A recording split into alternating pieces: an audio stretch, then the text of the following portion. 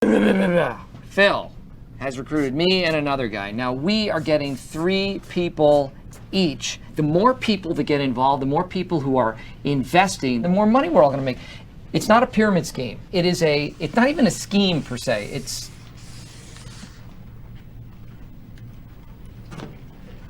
I have to go make a call. Hey everyone, Keto Comic here, coming at you with a White Collar Crime Wednesday. And this one I'm very excited for. This one was a subscriber request. So we're going to get into the wonderful world of, can't say that word.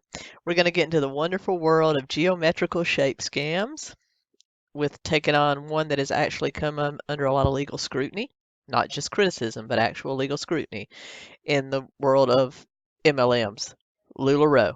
So we're about to get into that hot and heavy. I am in a new setting today. This room has a little bit better lighting, so I thought I would give it a shot. Anyway, let's get going. Have you ever just been sitting around, you know, playing on Facebook, playing on YouTube, and then your messenger goes off and you see something like this? Usually from some girl that you barely knew in high school or haven't heard from through high school, or maybe like me, even bullied you in high school, now coming at you about their wonderful opportunity. And then you go to their website and you see all these wonderful memes about success because they're a boss babe. Well, that's about what we're about to get into. And as you can, one good sign of this is somebody that you otherwise would not have any other contact with, and they overuse positive acclamations and they overuse emojis, definitely. But they're wanting to recruit you into their business. And that's what's so bad about these type of scams. LuLaRoe is one of many, many multi-level marketing scams, which is really just, or multi-level marketing companies, which is really just the old geometrical shape scam repackaged into a new thing. Instead of just bringing people in to give money, and then everybody, kind of splits the money as in an old scam, these actually have products that they sell, and they disguise it with clever terms like network marketing, public marketing, just clever things like that. And so LuLaRoe operates within this business, and the whole business model is suspect, but especially LuLaRoe. There's a lot of companies in this space, not just LuLaRoe, which we're about to cover, but there's doTERRA, Young Living, Avon fits into this, even though I do know people that were pretty successful with Avon. Tupperware, believe it or not, operated on this business model. So many. I mean, you'd name me a company that is sold Amway. If you name me a company that has a product or products that is sold door to door or from person to person, and they have to order and keep the inventory up, most likely it operates within the multi-level marketing space. So let's get into LuLaRoe, shall we? LuLaRoe was founded late 2012, early 2013 in Corona, California. It had 2 founders, Deanne Brady, who actually named the company after her 3 granddaughters, hence the name LuLaRoe, and Mark Stidham, who was her business partner and also functions as the current CEO. The company they founded was originally just going to be a mainstream women's apparel company and sell to stores and boutiques just like any other, but there was some financial trouble along the way, and they decided that it might be better to allow recruitment of independent salespeople to sell the product. So they were first known for their leggings. If you go online, you can see all kinds of articles, good and bad, about LuLaRoe leggings. Some people love them, some people hate them, but that was their first thing. And then they branched into other types of apparel and basically nailed down that the model of selling to distributors who would then sell to other people was the best model for them. And that kind of describes their overall opportunity. They market it to women. Usually, all of these MLM scams are marketed toward women, particularly military wives and housewives, because it's something you can do at home. You can do your own, You can set your own schedule. It doesn't really matter where you are in the world now with social media because a lot of these people sell their stuff over social media. But basically, they more market the opportunity rather than the product because they have all kinds of products from dresses to leggings to shirts to pants. Some of them really don't look all that good. I mean, they're the kind of stuff that I would pass by in a department store in an instant. Some of them are pretty, some of them aren't. But I guess that's with all clothing brands. So they really market the opportunity instead of the actual product. The product is just a thing to keep them from being labeled as one of those scams we're not allowed to talk about. And so they basically market it toward women. There are some men that get into this, particularly with brands such as Amway, and there's one where you actually sell like varieties of meat called Man Cave. That, yeah, look that up. It's a real thing. It's mostly a male sales force, but for the most part, they're marketed toward women. And they tell you you're going to be a boss babe. That's what they call themselves. And you're going to run your own business. You're going to sell to you're going to recruit your own distributors under you, and you're going to sell our products. And then they want you to start with the low-hanging fruit. So it's normally your friends and family, and that's why you end up getting those messages on Facebook from people because they've gone through their friends and family, and now they're down to people, acquaintances that they might have known in high school. So that's just how it goes. But basically, they want you to recruit people in your circle, social circle, to work under you selling their product. Now, if you're actually looking for a legitimate work from home opportunity, there's many things out there. Go to sites like Upwork, Fiverr. You can get legitimate work from home positions. But any job that wants you to buy in and doesn't offer a salary or benefits or anything is suspect. And that's one of the bad things about LuLaRoe. Most of these multi-level marketing scams, excuse me, companies offer a buy-in of somewhere between, $300, $500, maybe $750 for your starter kit. Sorry, y'all, my cat heard me say multi-level marketing and started screaming. She's got the right idea. But most of these starter kits, anywhere from $300, $500, $750 because that's where you get all of your products to show because most of them function either on marketing over the web with virtual parties where you go live on Facebook and show all your products. That's LuLaRoe's main thing. Or there are actual parties that you throw. Remember the Tupperware parties or there's a company that actually sells sexual accoutrement that functions on this level. But it's either parties or online selling or door-to-door selling in the terms of Amway or Cutco knives. And yes, those Cutco knives are just as big a MLM as any others. Don't fall for that. Basically, what I'm saying, you have to spend a chunk of money to get a starter kit of products to start selling door-to-door that started. In whether it's door-to-door parties or online, you have to have something to show people to sell, to make them believe you have a legitimate business going on. LuLaRoe is one of the most expensive. Your starter kits, which includes a variety of different apparel items and sizes, be prepared to lay out anywhere from $5,000 to $7,000 for a LuLaRoe starter kit. And here is the kicker. You have no control over what they send you. They could send you all leggings, all scarves, all jackets, all pants, in the most hideous colors ever that would never sell to anybody, except maybe people in a clown troupe.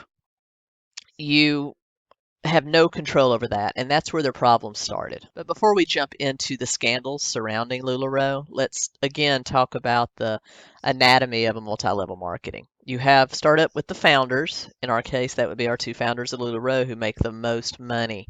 They are part of what is known as an upline. Consider yourself as just your basic distributor that sells to their friends, sells to their families, throws parties, what have you. Above you, you have several layers, like levels on a geometrical shape we're not allowed to talk about, above you, called your upline. Well, the founders are at the very top of that upline. And then you come down to maybe a regional distributor, which handles a certain section of the country, and everybody there is under them. And then you have districts, which is maybe states and counties. And then you have your local distributors, which is finally you're a downline or a bitch, as I like to call it. I'm sorry to put that. I mean, I know people that have done well in MLMs, but that's because they got in on one of these other top levels. it wasn't already so saturated that they started out as an independent distributor. They were able to move up pretty quickly because it was still new. If you're on the upline, you might do all right. But as far as most people in the local distributors make no money. They either break even or they lose money, which we're going to look at some data that backs that up. So basically on these, the higher you are in the level system, the more you make, and you make money off the sale of not only the products you sell, but the products of the people you recruit sell. So that's where all your money comes in. So how much do consultants make? And this is pretty standard across the industry. Ironically, LuLaRoe no longer publishes these numbers on their website. I wonder why. But this is some stuff that Business Insider was able to pull before that went away. But a sponsor, which is more of a national consultant, they say can make around 44 million a year. A trainer, 231,000. A coach, 888,000, and a mentor, 2,472,000. You get the drift. But the last few releases on their website shows that these are far from the norm. These are probably averages taken from the highest earners in the early days of LuLaRoe. Most people earn about an average. Those that actually make money, those that are at maybe the trainer level, which is like one up from the regular distributor, make about $4,000 a year. Now, for all the stuff that you have to do, all the stuff that you have to buy, they actually require you to order so much inventory, and they require those under you to order so much inventory. That's where their sales come in, is actually selling to their distributors. So you're urged at all time to keep buying inventory. There have been, and there's a lawsuit about this, but there have been people that have been urged to sell their car, max out their credit cards, mortgage their house, sell their breast milk to be able to order more inventory to keep the money coming in to their upline. Because really, once you're recruited, it's all about making your upline money. They don't care until you start recruiting people under you. You really don't earn a whole lot of money selling the products because they're crap. There's plenty of videos on YouTube if you want to talk about how bad quality LuLaRoe clothes is, or apparel is. Go Google that. I don't need to put that up for you, but there's like even instructional videos on how to put the leggings on, because so many people say they rip the first time they put them on. Well, they actually have how-to videos on how to actually slowly put them on to keep them from ripping. Now, if you have to put out an instructional manual to show how not to rip your clothes, you've got a problem. But anyway, so let's just say that the majority of people that earn money earn not even enough to even bother, and the majority of people lose money. With that in mind, let's get over to the lawsuits and other scandals surrounding LuLaRoe. Now, the owners of LuLaRoe, the two founders that we talked about, very little information is available on them, but just say that the few things I was able to glean shows that they are still standing behind their company, their model. They say they never not paid anyone. They never encouraged people to do outlandish things to keep, ordering their inventory, and they are still in operation. None of these lawsuits that are actually lawsuits have been settled yet. So LuLaRoe is still out there recruiting and selling galore, because sometimes it takes years for these things to be settled. But the first lawsuit was in early 2017 when it was filed by customers, people that just bought the clothes and bought the leggings from LuLaRoe, basically complained that they weren't charging proper sales tax. So their mid-level and bottom-level distributors filed a lawsuit saying that LuLaRoe was not filing sales tax, which left them owing a bunch of sales tax at the end of the year. And this is a $300 million lawsuit that is still pending. Later in 2017, a class action lawsuit was filed in Corona, California, just by the Department of Justice, accusing them of being a pyramid scheme based on the accusations that they were encouraging people to do anything to keep buying inventory, which we just discussed. That's the hallmark of a pyramid scheme, is whatever you have to do, keep the money coming in from your downline.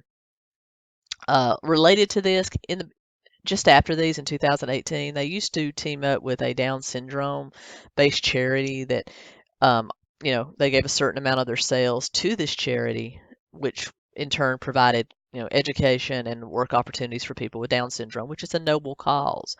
But then in 2018, this company suddenly withdrew their endorsement of LuLaRoe because one of their top level distributors made some very disparaging remarks about people with Down syndrome. So that's another thing. That's not necessarily the company's fault, but it's part of this, so we have to address it.